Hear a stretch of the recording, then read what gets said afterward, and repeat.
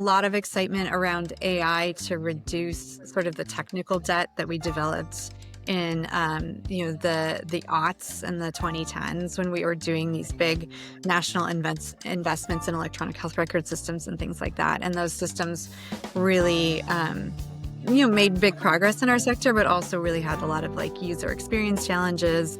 We're not sharing data, like not really living up to some of their promises. And so there's a lot of discussion around AI doing a lot of like administrative burden alleviation in healthcare, and that's pretty exciting.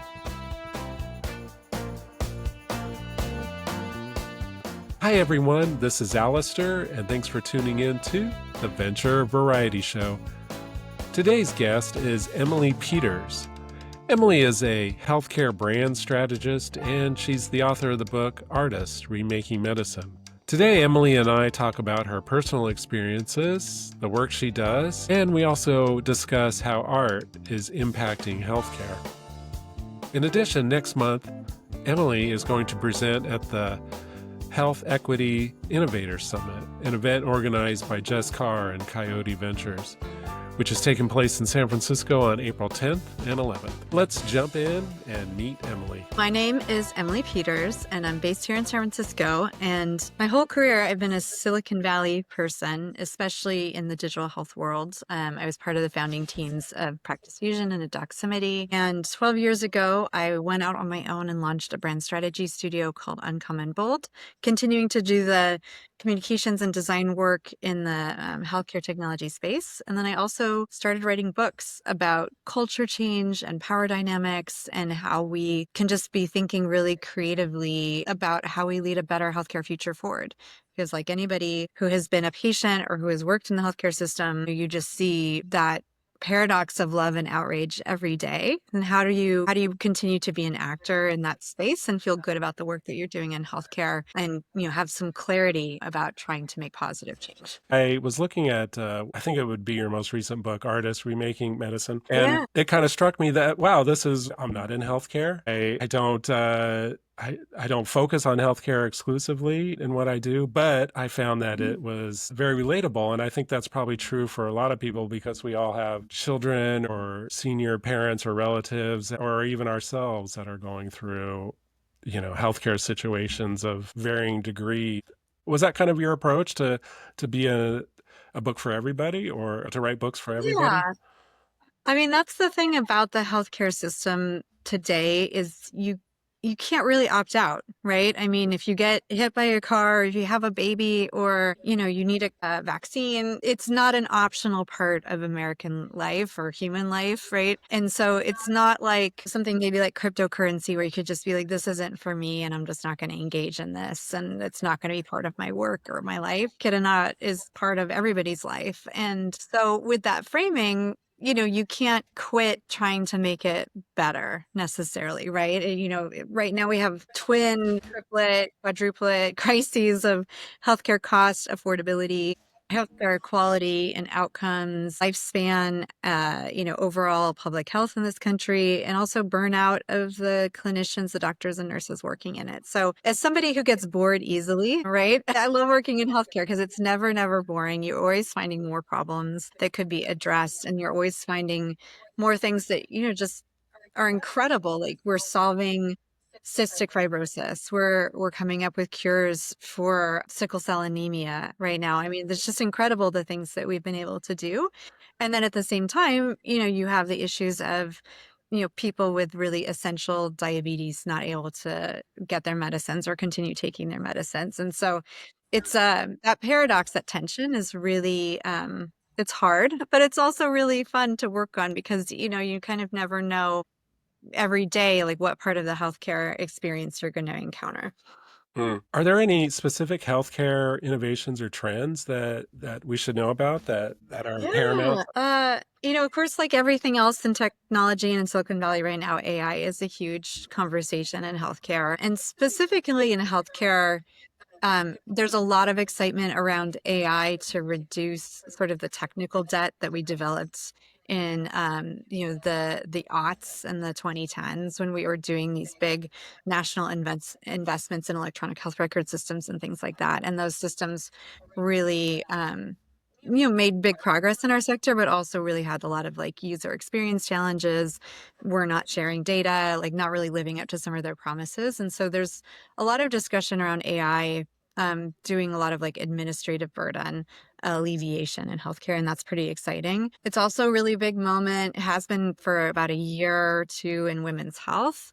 Menopause is hot, pun intended. It's always an exciting time. And then I mean we have the uncertainty of what's happening at the regulatory landscape too, right? And that's causing people to do a lot of soul searching around, have the programs we've created actually help to make healthcare more affordable? Have we found the right kind of system, at the federal, state, county, city level that works for our communities to be able to deliver health to people? And so there's a lot of like, which I find kind of exciting, just like big rethinking of our policies and our strategies over the last like 40 or 50 years.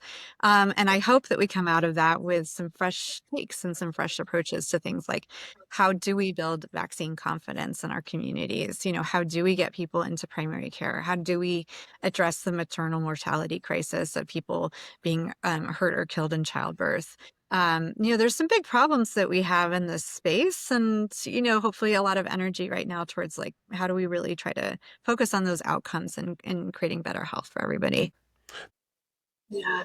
Going back to AI in healthcare, where just on that for a moment, where do you see the most impact? Is it the practitioners? Is it the doctors and the nurses? Is it more impacting administrative people? Is it Yeah. consumers? So, I mean, there's sort of been an idea in healthcare for the last 10 or 15 years that AI is going to replace the physician or the nurse. Like, you're going to go into a cubicle and get sort of scanned, and AI will tell you what's wrong with you and give you the medicine and like send you on your way. And I think what we're seeing is a much more nuanced approach for the AI in healthcare now, which I think makes a ton more sense, where the administrative burden pieces, so the billing and the documentation, the sorting through medical records parts, and like a lot of this like really complex paperwork side, that's stuff that's great for AI to tackle. And then hopefully to leave more space then for the more human side, which is really important. We know works really, really well, of just having somebody who you feel like you listen, you trust, you can have a relationship with that doctor or nurse.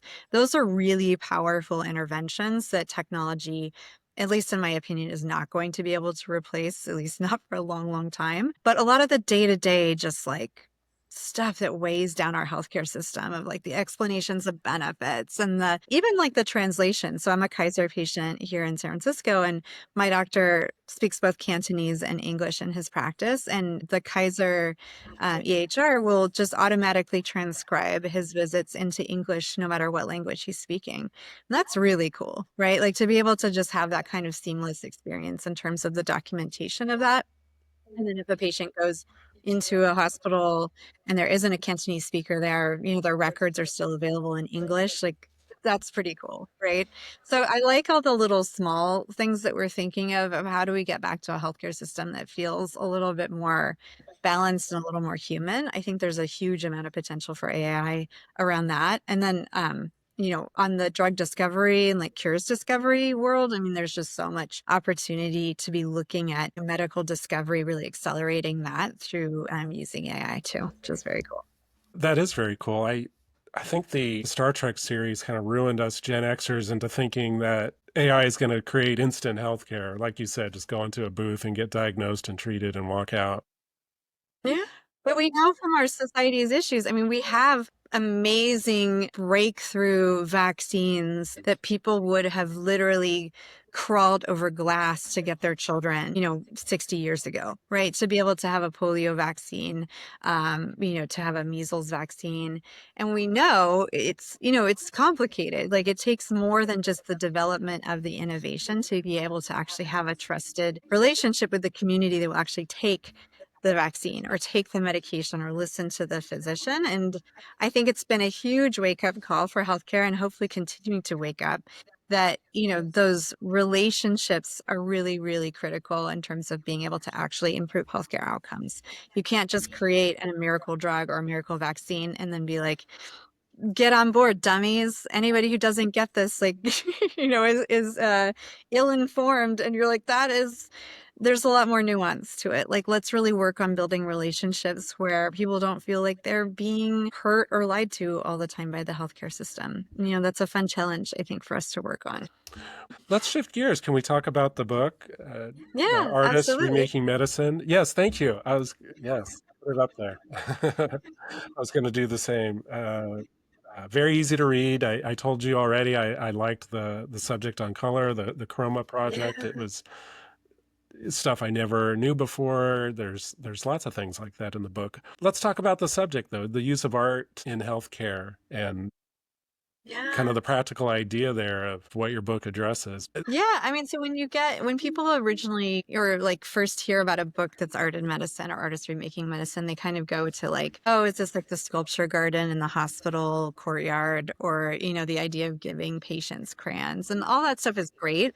But the book is really much more around power dynamics in healthcare and how we understand as a sector the things that are changeable and the things that are not changeable. So when I started writing the book, it was not actually about art. It was literally just about change makers and power dynamics. And what I found from my initial like 10 subjects is that they were all artists. And there was something really there about, science and medicine being so technical and logical and kind of sterile that when you bring art into the mix, it really unlocks this really powerful ability to think a little bit more creatively about our healthcare sector and to be able to see that things are changeable, right? And so this is all coming inspired by my own personal experiences, both working in the healthcare space and also as a patient. So in 2016, I basically died in childbirth, medically induced coma. I received 32 blood transfusions in a single afternoon. And I had, I think, an experience that a lot of us have of, just saying, you know, what is at work here in our American healthcare system that it's so easy to be harmed by the system? Like, I thought that we had kind of advanced past this. Like, just the idea of dying in childbirth feels very Victorian, right? Or something that happens in a third world country, but not here in San Francisco at a big academic medical hospital. And so, it gave me pause to think about how do I go back to work in the healthcare space, in a place where healthcare system has both like directly harmed me, but also has directly saved my life. How do I process that? And how do I put a lot of these big feelings that people who work in healthcare have around feeling burned out or kind of hopeless or demoralized, that we can't create a healthcare system that's a little bit more effective for people and a little bit more accessible and a little more caring. And so that's how the books got started, is like exploring those ideas, like who can actually change that feeling. And it's musicians and puppeteers and color theorists and architects. Like, these are people who bring really powerful new perspectives into our healthcare system and are redesigning things from, ICU alarms to the designs of hospitals to the ways that we even think about how we pay for healthcare. Artists are really driving a lot of that conversation forward. Amazing. Is there a specific example we can talk about in regard to Yeah. making healthcare more humane? Well, I mean, the story that really is one of my favorites in the whole book is the story of the musician who, like me, found herself in the ICU suddenly and unexpectedly. And she heard the sound of the different alarms and patient sensors in the ICU making what's infamously known as the devil's tritone in music theology and music history. And this is a chord that's so noxious to hear that they actually used to ban it from churches. And so she and her husband, when she recovered, instead of just saying, oh, what a horrible thing that happened to me, what a weird experience, and going back to her work as a musician, they went and actually kind of went on a 3-year quest to figure out why those alarms made those sounds, to work with the manufacturer of those alarms, to interview patients and nurses and physicians, and to hear what they wanted from these alarms, and then to roll out nationwide a new set of tones that were much more helpful, that still, accomplish the same tasks, but, that would be seen as like less harmful to patients and less annoying to the staff and more helpful. And so I love that story because it wasn't a situation that somebody had made those tones super toxic and annoying on purpose, right? The person who made them was like, this seems good. Like, sure, like this is fine. And then, the way that things can steamroll is it can just become like accepted all over the world in every hospital in the world that that's just what the sounds sound like, right? And, that they were able to go and kind of question that and work with the manufacturer and all these physicians and nurses to come up with something better, and that's literally, in every hospital in the world now. That's so powerful. I love that story. Very powerful. And even if you don't know that history, I have to believe that subconsciously maybe there's some type of impact, even if you don't know about the devil's ringtone type of thing. Yeah. I mean, I can immediately think of what those sounds sounded like when Yeah. I was in the hospital. I mean, we all can. Anybody who's spent time in a hospital or an ICU, and all those sensors and alarms going off all Mhm. the time and then just being ignored because they're just so pervasive and annoying. And, I love that artist's perspective of being curious, right? Not necessarily blaming and saying like, how dare they do this? Like, who do they think they are? But, going and actually figuring out why those sounds were the sounds that they were and figuring out how to change it. It's also a great lesson too, because they, when they initially started the project, they were like, because they're artists, like thinking, oh, maybe the sounds are like the sounds of birds or like the sounds of nature, right? And then when they actually went through and did those interviews and talked to everybody and really studied it very closely, the shifts that they made in the tones were not all that significant. They were really small, but they made a huge, huge impact. And so, it is a vote towards incremental change and being really thoughtful with how you change things versus just coming in and saying, like, let's throw it all away. Let's put bird sounds in. And because, like everything, I mean, and especially in healthcare, the road to hell is paved with good intentions, right? I mean, that law is just so universal when we talk about trying to make improvements in the healthcare system, that things that seem logically that they would be amazing and that they would help so many people just have a way of going completely wrong. And we have to be very careful when we talk about healthcare progress. That's awesome to hear. And yeah, incremental changes can have a huge impact. So, case in point. Yeah. And I don't want to gloss over the fact that you just shared, your personal experience. Thankfully you took a very proactive approach to kind of coming out of that. I want to shout out that you're also active with the Kidney Foundation. Did I say it correctly? I am actually with the Kidney Foundation and also with the blood banks and blood donation, because that is a huge part of what saved my life Yeah. too. 32 transfusions, you said?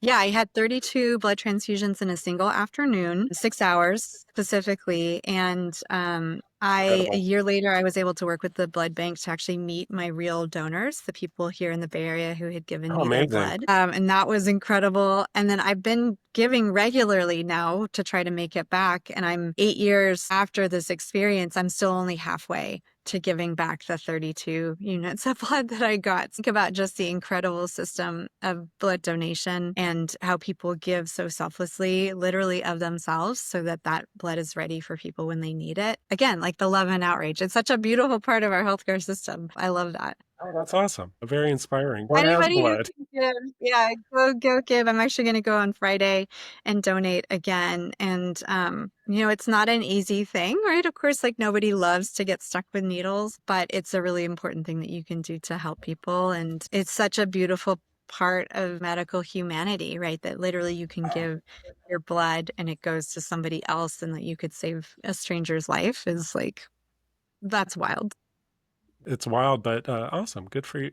Yeah. Congratulations. Yeah. When I was a journalist, I came up as a journalist before I started working in tech. And so maybe you experience this too. But, when I woke up in the ICU, my brain immediately went to like, oh, this is good copy. Right. And I was like taking notes and like trying to Of course. think about how I was going to frame the story and like what pieces and the things that I was seeing and hearing. And, I think for those of us who are writers, even when you're in the depths of a really horrible situation, you're thinking like, how do I tell this story? What does this story mean? What power is in this story? And for me, that then turned into doing the books, which have been just wonderful.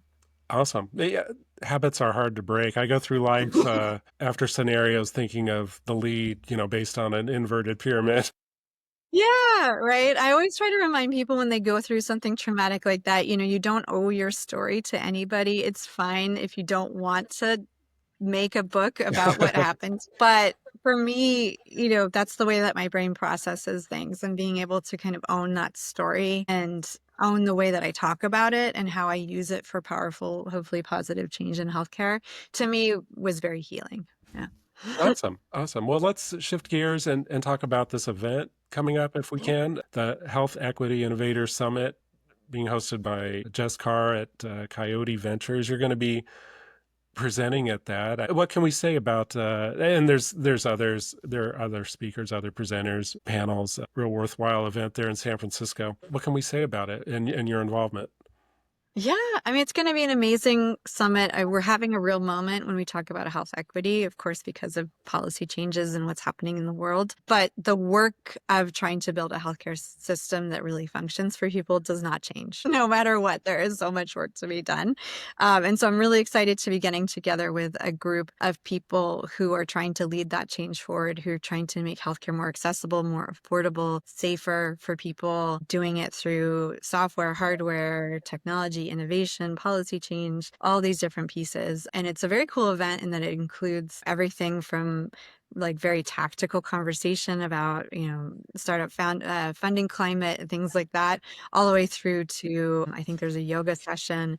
My session's a bit of a blend of the both. So we're going to both talk about the ways that art is a really powerful change leader in healthcare, like we examined in the book. But then also we're going to do a hands-on workshop. And so we're going to do some collaging, which will be very fun, sort of speed collaging, so people cannot overthink it. No perfectionism here, but we're going to bring in a bunch of medical apherma, so like EKG paper and like old x-rays and things like that, and old medical journals, and invite people to design a healthcare future. And then there will be a pop-up gallery where people talk about those pieces. And so it's really great. I think I'm the end of the first day. And so to be able to give people a creative outlet at the end of the day should be really, really fun. And like I said, there's just so much work to do.